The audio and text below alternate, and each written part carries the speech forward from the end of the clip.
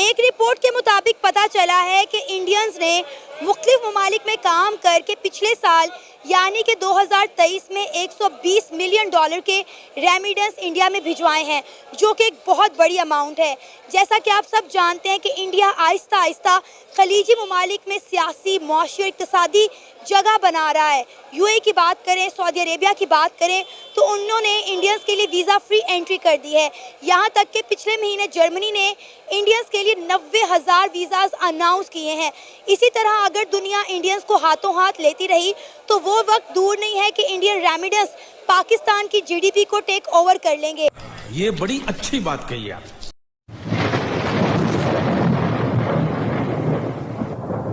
नमस्कार दोस्तों, क्या हाल है। होप करता हूँ कि आप ठीक होंगे और स्वागत करता हूँ आपका हिंदुस्तान डॉट में। दोस्तों, पाकिस्तान की टोटल जीडीपी करीब 350 बिलियन डॉलर है और इंडिया का सिर्फ एक साल का foreign remittance 120 billion dollar cross कर गया है। दोस्तों, पाकिस्तानी कहते हैं कि 10 साल में इंडिया का फॉरेन रेमिटेंस पाकिस्तान की इकोनॉमी से भी ज़्यादा हो जाएगा, क्योंकि पूरी दुनिया अब सिर्फ इंडियन वर्कर को हायर करती है और पाकिस्तानी को वीज़े भी नहीं देते और फॉरेन कंट्री में इंडियन की अब रिस्पेक्ट भी बढ़ गई है। तो दोस्तों, वीडियो में आगे देखते हैं पाकिस्तानी पब्लिक के रिएक्शन। अगर आप नए हैं तो चैनल को सब्सक्राइब कर लीजिए और वीडियो को अंत तक देखें। देखिए, वो इंडियंस बहुत आगे हैं हमसे, बहुत ज़्यादा काम कर रहे हैं। वो इतनी उनकी पॉपुलेशन है और वो ज़्यादा बाहर हैं, वो ओवरसीज़ बहुत ज़्यादा है हमसे। और मैं इवन कि अपना मेरा एक्सपीरियंस है, मैं दुबई से होके आया हूँ रिसेंटली, कुछ टाइम पहले। पाकिस्तानियों को वो जॉब ही नहीं दे रहे, वो सिर्फ इंडियंस को जॉब्स मिल रही है। और पाकिस्तान की जो पॉलिटिकल सिचुएशंस है, जो इकॉनमी है जिस तरह की, इन हालात को देखते हुए वो पाकिस्तान को जो है ना, वो जॉब, पाकिस्तानियों को कोई जॉब नहीं मिल रही। और जो पाकिस्तानी वहाँ पर ओवरसीज़ अपनी अर्निंग कर रहे हैं, सेविंग कर रहे हैं, वो पाकिस्तान में इन्वेस्ट नहीं करना चाह रहे। क्या वजह है इसकी? पॉलिटिकल इंस्टेबिलिटी है, जिसकी वजह से वो कह रहे हैं कि नहीं, कुछ हुकूमत पे उनको ट्रस्ट नहीं है। कुछ लोग कहते हैं कि इकॉनमी नहीं ठीक जा रही, इस वजह से वो पाकिस्तान में इन्वेस्ट नहीं कर रहे। वो कह रहे हैं अभी टाइम नहीं है, कुछ अरसे तक जो है ना इकॉनमी ठीक हो जाएगी इंशाल्लाह। जो हमारी होना शुरू हो गई है पिछले काफ़ी टाइम से, बेहतर हो रही है, तो इंशाल्लाह in future they will invest in Pakistan. अच्छा, हम देख रहे हैं कि खलीजी ममालिक में इंडिया दिन ब दिन अपनी जगह बनाता जा रहा है और पाकिस्तानियों को जो लोग हैं वो वीज़ाज ही नहीं दे रहे। आपने जैसे कहा कि इंडियंस को लिया जा रहा है लेकिन पाकिस्तानियों को नौकरियां नहीं दे रहे। हम दूर नहीं जाते, हम यूएई की बात करते हैं जो पाकिस्तान से 2.5 घंटे की फ़्लाइट है।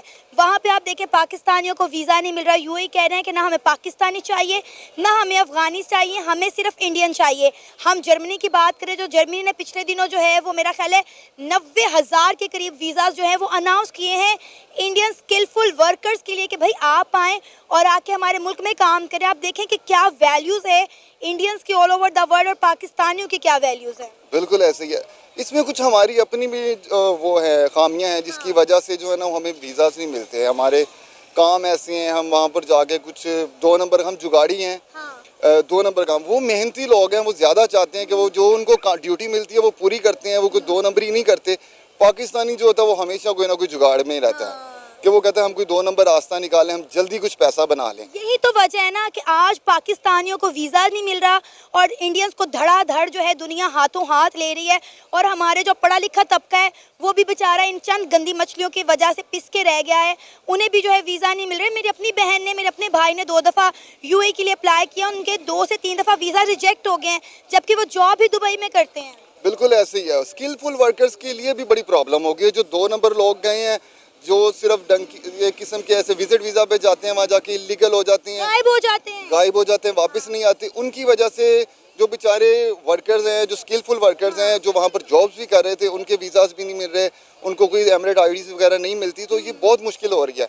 तो वी होप कि इंशाल्लाह आने वाले कुछ दिनों में उनकी जो गवर्नमेंट ने स्ट्रिक्टनेस शुरू की है वो उनको निकाल देंगे और जो अच्छे लोग हैं उनके जो दोबारा वीज़ास लगने शुरू। और सर ये देखिए, छोटी बात नहीं है कि 120 बिलियन डॉलर, मैं बात कर रही हूँ डॉलर की, कि डॉलर भेजे गए हैं इंडिया के अंदर। और कहा जा रहा है कि भाई इसी तादाद में, इसी तेज़ी के साथ अगर इंडियंस जो है वो इंडिया में रेमिडेंस भेज रहे तो पाकिस्तान की जीडीपी जो है वो क्रॉस कर जाएगा। ऑलरेडी आप देखें कि उनकी एक कंपनी है टाटा, उनकी जो एनुअल अर्निंग है वो पाकिस्तान की जीडीपी से ज़्यादा है।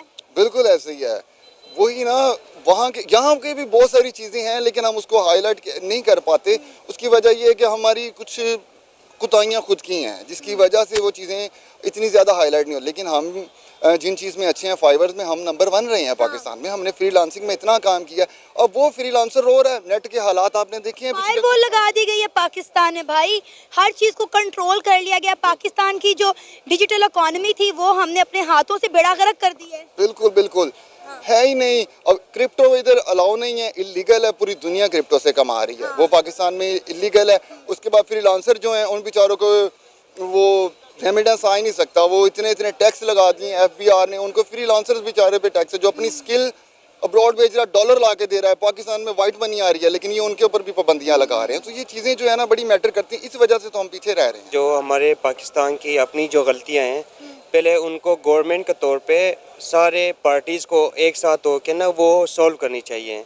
सेकंड ये है कि मतलब हमारी गवर्नमेंट अपने जवानों के लिए सारी पार्टियां आपस में लगी होती है, लड़ते रहते हैं। जो इसी लड़ाई वगैरह में उनके 3 साल पूरी कोई भी पार्टी आजकल 5 साल जो है ना वो पूरी नहीं कर पाई। बहुत कम पार्टियां थी जिन्होंने अपनी साल दौर पूरी किए हैं। तो ये है कि इन्होंने अपने लड़ने झगड़ने की वजह से गरीब आवाम को, स्टूडेंट्स को तबाह किया हुआ है। दूसरी बात ये है कि पाकिस्तानी को कहते हैं कि बाहर मुल्क में उनको रिस्पेक्ट नहीं दिया जाता। ठीक है, जो पाकिस्तानी जो यहाँ से जाते हैं ना, उनको मेरी तरफ से एडवाइस है कि वो जाके वहाँ पे मुल्क का नाम बदनाम ना करें।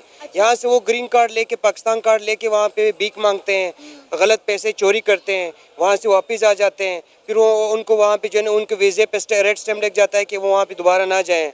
तो इस तरह का उनको भी वहाँ पे नहीं करना चाहिए कि पाकिस्तान को बदनाम करें।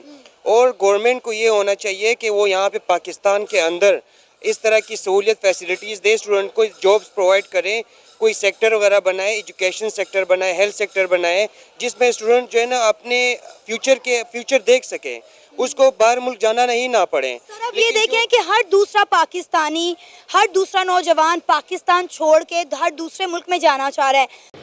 अच्छा, ठीक है।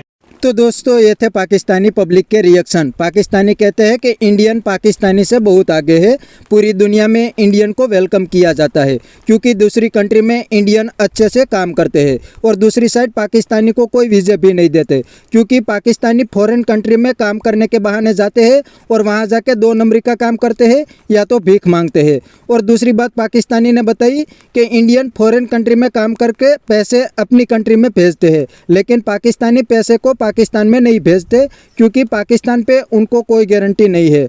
और दोस्तों अब तो इस्लामिक कंट्री भी इंडियन वर्कर को वीज़े देते हैं, पाकिस्तानी को नहीं देते क्योंकि वो लोग भी अब पाकिस्तानी से बहुत तंग आ गए हैं। तो दोस्तों पाकिस्तान की इकोनॉमी तो बर्बाद हो गई है। और दोस्तों पाकिस्तानी पब्लिक को पाकिस्तान में अब अच्छी जॉब भी नहीं मिलती और अब तो फॉरेन कंट्री वाले भी पाकिस्तानी को अपनी कंट्री में नहीं घुसने देते। तो बस दोस्तों आज के वीडियो में इतना ही। ये था पाकिस्तानी पब्लिक का रिएक्शन। अगर आपको ये वीडियो पसंद आया है तो वीडियो को लाइक शेयर कर दीजिए और चैनल को सब्सक्राइब करना मत भूलिए। थैंक यू, मिलते हैं नेक्स्ट वीडियो में।